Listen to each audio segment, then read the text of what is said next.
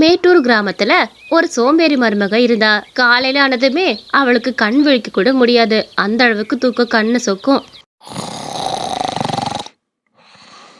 ஏண்டா ராமா, ராமா, எந்திரிடா, மணி ஆச்சு, வேலை கிளம்பலையா? ஐயோ அம்மா, மணி என்னமா 6 ஆகி போச்சு. முன்னாடியே எழுப்ப மாட்டியா? டான் எந்திரிச்சு வேலைக்கு போறவே நிக்கினா 6 மணி ஆக்கிட்டேன். தள்ளு நீ முதல்ல கிளம்ப. ஏமா மணிமேகலை, மணிமேகலை, எந்திரிமா, மணி ஆகி போச்சு. மணி 6 ஆயிடுச்சுமா. எந்திரிச்சு கொஞ்சம் நெஞ்சம் உதவியை பண்ணேனா தானே நான் மற்ற வேலையெல்லாம் பார்க்க முடியும். எந்திரி மணிமேகலை, இப்படியே தூங்கிட்டே இருக்க போறியா? அத்தை, எனக்கு கொஞ்சம் ரொம்ப உடம்பு சரியில்லை அத்தை. தலையெல்லாம் பயங்கரமான வலி தெரியுமா? அதனால இன்னும் ஒரு 1/2 மணி நேரம் தூங்கிட்டு வரேன். நீங்க கடைக்கு போங்க, நான் டானு கடையில இருப்பேன். இன்னும் ஒரு 1/2 மணி நேரத்துல நான் கடையில இருப்பேன் அத்தை. கொஞ்ச நேரம் நீ தூங்க விடுங்க ப்ளீஸ் அத்தை, என்னால முடியல. ஐயோ பயங்கரமா வலிக்குது தலை. தலைவலினா இருமல் கூட வருமா என்ன? சரி என்னமோம்மா, நீ சீக்கிரம் வந்து கடைக்கு சேரு என்ன, நான் போயிட்டு வரேன். ஏம்மா இட்லி எடுத்துட்டு வரட்டுமா? எத்தனை இட்லிமா வேணும்? எனக்கு 4 இட்லி கொடுமா. என் பொஞ்சாதிக்கு 4 இட்லி குடி என்ன. என் மகன் எப்பவும் வருவான், இன்னைக்கு காணோம். பரவாயில்ல, எங்கள் 2 பேத்துக்கு மட்டும் 4 இட்லி கட்டி கொடுத்துட்டு ஒரு 4 இட்லி பார்சல் கட்டிடு, அந்த பையில கொண்டு போய் கொடுத்துக்கிறேன். அவங்களும் அவங்க கேட்ட உணவுகளை பரிமாறிட்டு நின்றுட்டு இருந்தாங்க. ரொம்ப நேரம் காத்திருந்துமே அவங்களோட மருமக அந்த இடத்துக்கு வரவே இல்லை. பாட்டி நல்லா வேலை பார்க்க ஆரம்பிச்சாங்க. ஏம்மா ஈசு, உன் கடையில சூப்பராக இருக்குது தெரியுமா இட்லி, நல்லா மல்லிகை பூ மாதிரி இருக்குது. அதனால தான் உன் கடையிலே வந்து வாங்க வேண்டியதாக இருக்குது. பார்த்துக்க, இந்த ருசியை விட்டால் வேற கடைக்கே போக மனசு வர மாட்டேங்குது. சரி நான் கிளம்புறோம், அந்த பணம். என்ன இவ 1 மணி நேரம் ஆகிப்போச்சு, இதுக்கு மேலேயும் வரவே இல்லையே. இவளை என்னதான் பண்ணுறதுன்னு எனக்கும் தெரியல. இன்னும் கொஞ்சம் நேரம் பார்ப்போம், இல்லைன்னா போய் கூப்பிட்டுட்டு வருவான். அவங்க தான் 1 மணி நேரம் 2 மணி நேரம் 3 மணி நேரம்னு காத்துக்கிட்டே தான் போனாங்களே தவிர அவன் வந்த பாடே காணா. ஒரு வழியாக நைட்டும் ஆச்சு. இட்லிகள் எல்லாமே விற்று போய் அவங்களோட பையனுக்காக வெயிட் பண்ணிக்கிட்டு இருந்தாங்க. மா வா வா போகலாம், மணி ஆயிடுச்சா? எப்பா மணி 8 ஆகி போச்சு, சீக்கிரம் வாமா கிளம்புவோம் வீட்டுக்கு. ரொம்ப வயிறு வேற கபகபன்னு பசிக்குது பார்த்துக்க. ஏன்டி மணிமேகலை, உன்னை எத்தனை தடவை சொன்னேன் கடைக்கு வாவான்னு? என்னம்மா பண்ணிட்டு இருக்க வீட்டில் உட்காந்து? என்கிட்ட என்னடி சொன்னேன்? 1/2 மணி நேரத்தில் அங்கே வந்து சேர்ந்துடுறேம்மான்னு சொன்னியா இல்லையா? அதனால தானே நான் அப்படியே விட்டுட்டு போனேன். அவன் ஒரு நாள் கூட வர மாட்டேங்கிறா கரெக்டாக. இதுக்கு எனக்கு தீர்வு தெரிஞ்சே ஆகணும் பார்த்துக்க. அத்தை, உடம்பு ரொம்ப சரியில்லாமல் போயிருச்சு அத்தை, அதனால தான் என்னால் வர முடியல பார்த்துக்கோங்க. இல்லைனா நீங்கள் கூப்பிட்டு நான் வராமல் இருப்பேனா? என்னால் முடியல அத்தை, தயவு செஞ்சு விட்டுருங்க. மணிமேகலை, நீ வீட்டில் இருக்க வேலைகளை பார்த்துக்கூட கூட பரவாயில்ல. அம்மா தான் வீட்டில் இருக்க வேலையை முடிச்சு வச்சுட்டு போகிறாங்க. அங்கே போய் கடையிலையும் ஒத்தையாக வேலை பார்க்குறாங்க. அவங்க தானம்மா கஷ்டப்படுறாங்க. நீ கொஞ்சம் உதவி பண்ணா என்ன? உன்னை மொத்த வேலையும் வாங்கலையே, ஒரு கொஞ்ச நெஞ்ச வேலையாச்சு நீ பார்க்கலாம்னு தானே நாங்கள் சொல்கிறோம். அதெல்லாம் அவளுக்கு எங்கடா புரிய போகுது? அவள் எப்போ பார்த்தாலும் சோம்பேறி மாதிரி படுத்த பெட்டை விட்டு எந்திரிக்கதே கிடையாது. ஏதாவது வேலை சொன்னால் ஏதாவது ஒரு காரணம் சொல்லிடுறா. அதுதான் அவளுக்கு பிரச்சனையே அங்கே. ஏண்டா எத்தனை நாளைக்கு இவன் இந்த ஹோட்டலை விட்டு தப்பிச்சுக்கிட்டே இருப்பா சொல்லு? பாப்போம் நாளைக்கு நீ எப்படி தான் இருக்கிறேன் நானும் பார்க்குறேன்.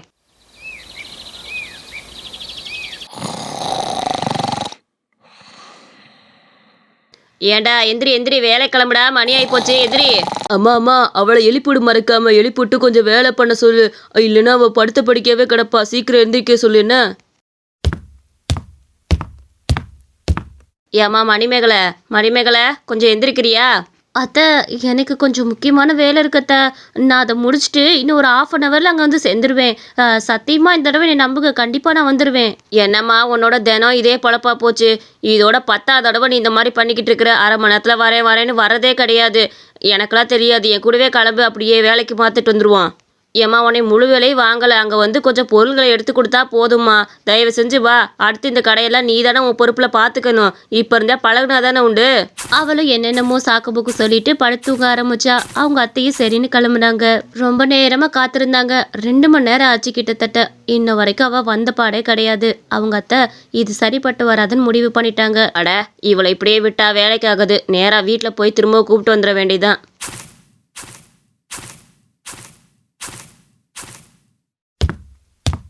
ஏமா மணிமேகலை, இதுதான் நீ 1/2 மணி நேரத்தில் வர லட்சணமா? இன்ன வரைக்கும் படுத்த படுக்கையை விட்டு எந்திரிக்க மாட்டேங்கிறியே. சாப்பிட்டுவிட்டு வந்து திரும்பவும் தூங்கியிருக்கிற. ஒழுங்கா எந்திரி எந்திரி. அத்தை, ஐயோ மன்னிச்சிருங்க அத்தை. வாங்க வாங்க, நான் இப்போவே வரேன், வாங்க அப்படியே வேலை செஞ்சுக்கலாம் வாங்க. இதுக்கு மேலே தூங்குனா என்னை நீங்கள் கழுவி கழுவி ஊற்றிடுவீங்கன்னு எனக்கே தெரியும். வாங்க அத்தை போவோம். எனக்கு இங்கே வீட்டில் கொஞ்சம் வேலை இருக்குது. நீ என்ன பண்ணுறன்னு அடுப்பில் இட்லி வச்சுட்டு வந்திருக்கிறேன். போய் கொஞ்சம் நேரம் பார்த்துட்டு உக்காந்துரு. அந்த இட்லி வெந்ததுமே எடுத்துட்டு வரவங்களுக்கு கொஞ்சம் எடுத்து வச்சுக்கிட்டுருமா. நான் வந்துடுறேன் என்ன? சரிங்க அத்தை, நீங்கள் சொன்ன மாதிரியே செஞ்சிட்றேன். நீங்கள் கொஞ்சம் சீக்கிரம் வந்து சேர்ந்துருங்க என்ன? இன்னைக்கு சோம்பேறியா இருக்கவே கூடாது. எப்படியாச்சும் இட்லிகளை நல்லா வேக வச்சு எடுத்து வர கஸ்டமர்லாம் நல்லபடியாக கவனிச்சுக்கணும். அத்தை கிட்ட நல்ல பேர் வாங்கியே ஆகணும். தூங்காத தூங்காத தூங்காத. ஐயோ, கண்ணு நிறைய தூக்கம் வந்துட்டே இருக்குது. என்னதான் பண்ணி தொலைக்குதுன்னு தெரியலச்சே. கண்ணு அப்படியே கிளிப்பு போட்டு மாட்டிக்கலாம் போல இருக்குது எனக்கு. அந்த அளவுக்கு தூக்க சொக்குன்னா என்னதான் பண்ண முடியும்? ஏதாவது பாட்டு பாடிக்கிட்டே பேசாம வேலையை பார்ப்போம். ஆனா கொஞ்ச நேரத்துல அவ வேலையை காட்டிட்டா.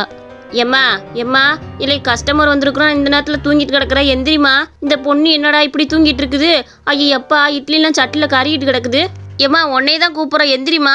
இட்லி எடுத்து வச்சுட்டு சட்னி எடுத்து வை, நாங்கள் சாப்பிட்டுட்டு வேலை கிளம்ப வேணாமா? நீ தூங்கிட்டு இருக்க, எழுப்பி எழுப்பி நான் கேட்க வேண்டியதாக இருக்குது. எனக்கு சங்கட்டமாக இருக்குல்ல, எந்திரிமா.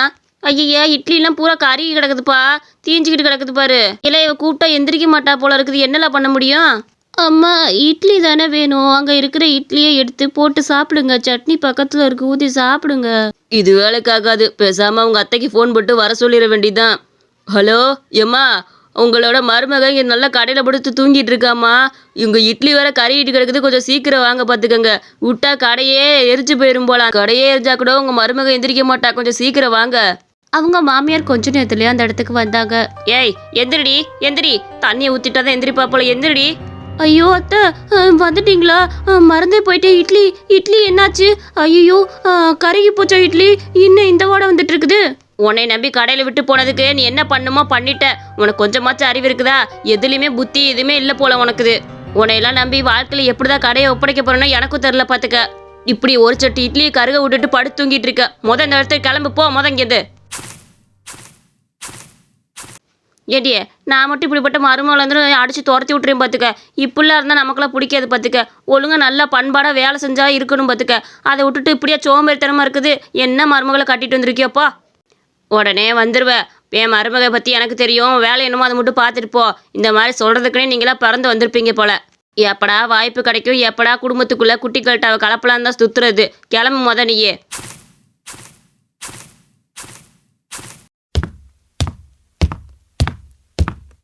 மா, என்னம்மா மணிமேகலை திட்டினேன்னு கேள்விப்பட்டேன். அவள் அழுதுகிட்டே ஃபோன் போட்டு சொன்னாம்மா.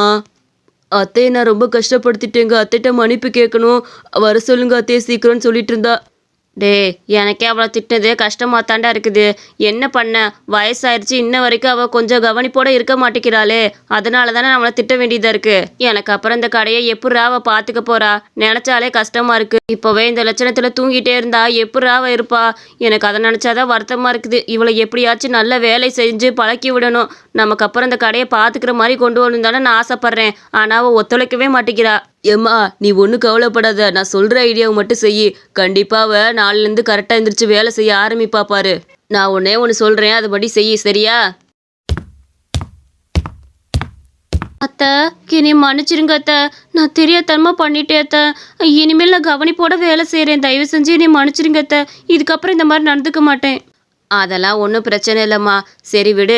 நீ ஏதோ சின்ன பொண்ணு தெரிஞ்சும் தெரியாமலும் பண்ணிட்ட பார்த்துக்கோ. ஆனால் இதுக்கு மேலே நீ இந்த மாதிரி இதை பண்ணக்கூடாது பார்த்துக்கோ. அதனால அத்தை ஒன்று பண்ணியிருக்கேன். இந்த கடையை முழுக்க முழுக்க உன் பேரில் ஒப்படைச்சிடலான் இருக்கேம்மா. இன்றைக்கே உன் பேரில் எழுதி வச்சிடலான் இருக்கிறேன்.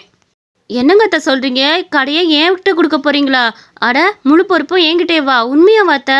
அத்தை, எனக்கு சின்ன வயசுலேருந்தே ஒரு ஹோட்டல் பொறுப்பை ஏற்றுக்கிட்டு நான் தான் அதில் ஃபுல்லாக இருந்து பார்த்துக்கணுன்னு ஆசை தெரியுமா? அந்த ஹோட்டலுக்கு நான் தான் ஓனராக இருக்கணும் ரொம்ப ஆசை. ஆனால் என்ன, கொஞ்சம் சோம்பேறித்தனப்படுவேன். மற்றபடி எனக்கு இதில் ரொம்ப பெரிய ஆசை தெரியுமா? உண்மையில அந்த கடையை என் பேரில் எழுதி வைக்கிறீங்களா? அட, நான் என்ன பொய்யாக்கன்னு சொல்கிறேன். இதை பொறுப்பெல்லாம் உன்கிட்ட ஒப்படைச்சிட்டா நான் கொஞ்சம் ஃப்ரீயாகிடுவேன்ல. நாளை வந்து ஹோட்டலில் உன்னோட பொறுப்பு தான் பார்த்துக்கோ. எல்லாத்தையும் டான்னு எந்திரிச்சு பார்த்துக்கணும். என்ன, இட்லி ஊற்றி சட்னி அரைச்சி எல்லாம் செஞ்சு எடுத்துகிட்டு போயிடணும். வர கஸ்டமர்லாம் வந்து அத்தைக்கிட்ட சொல்லணும், உன் மருமக என்ன ருசியில் சமைக்கிறான்னு சொல்லணும். அந்த அளவுக்கு நீ நடந்துக்கணும். என்ன கண்ணு? அவளும் காலையில் அந்த ஹோட்டலில் எல்லாமே நம்ம தான் நிர்வகிக்க போகிறோம்னு ரொம்ப சந்தோஷத்தோடு தூங்குனா. அட என்னடா இது ரூம்குள்ள ஃபேன் சவுண்டு கேட்குது. இவளை திருத்தவே முடியாது. மணி என்னாச்சு இன்ன வரைக்கும் அவள் சட்னி சாம்பார் எதுவுமே வைக்கல. இதில் இவ ஹோட்டலை பார்த்துக்க போறா. போய் எழுப்பி விட்டு செய்ய சொல்லுவோம். எப்பா என்னதான் பண்ணி தொலைக்கேன்னு தெரில. சொல்கிற விதமோ சொல்லி பார்த்தாச்சு, ஒன்றும் முடிய மாட்டேங்குது.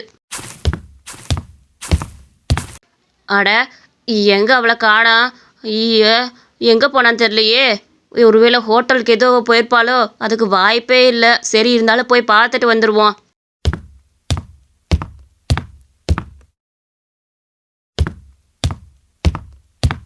அம்மா இன்னும் 2 இட்லி வாங்கிக்கோங்கம்மா. சுவையா இருக்கா இல்லையா? இன்னும் 2 இட்லி வாங்கி சாப்பிடுங்க. அண்ணா சட்னி வைக்கட்டா? இல்லம்மா, நீ இப்படி உபசரிக்கிறதே எங்களுக்கு ரொம்ப பிடிச்சிருக்கு. உபசரிப்புல இன்னும் 2 இட்லி சேர்த்து சாப்பிடலாம் போல இருக்குது பாத்துக்க.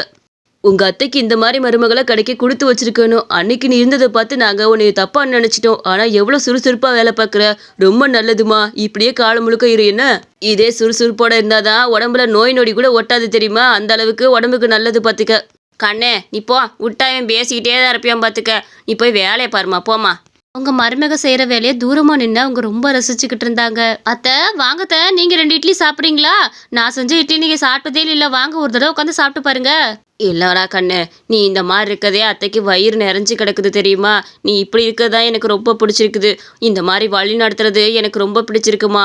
இப்படியே இரு தயவு செஞ்சு. நீ சுறுசுறுப்பா நடந்துக்கிறதா நான் இப்பதான் என் கண்ணால பாக்குறேன். இதுதான் எனக்கு ரொம்ப பிடிச்சிருக்கு கண்ணு. அத்தை உங்களுக்கு பிடிச்ச மாதிரி நான் கண்டிப்பாக நடந்துக்குவேன் அத்தை. எனக்கு பிடிச்ச வேலையை செய்ய ஆரம்பிக்கிறப்ப தான் எனக்கு மனசுக்கு திருப்தியாக இருக்குது. அதை செய்யணும்னு ஆசையாக இருக்குது. அதனால தான் இதை நான் ரொம்ப செய்ய முன் வந்தேன் அத்தை. அவங்க அத்தை கிடைத்த அந்த இட்லி கடையை ரொம்ப நல்லா நடத்தி வந்தா. இந்த கதை உங்களுக்கு ரொம்ப பிடிச்சிருந்துச்சுன்னா மறக்காம நம்ம அனிமேஷன் ஸ்டோரிஸ் சேனலுக்கு சப்ஸ்கிரைப் பண்ணிக்கோங்க. இந்த கதையில ஒரு சின்ன கேள்வி. இந்த கதையில அந்த மருமகளோட பேர் என்னன்னு மறக்காம நம்ம கமெண்ட் செக்ஷன்ல சொல்லிருங்க.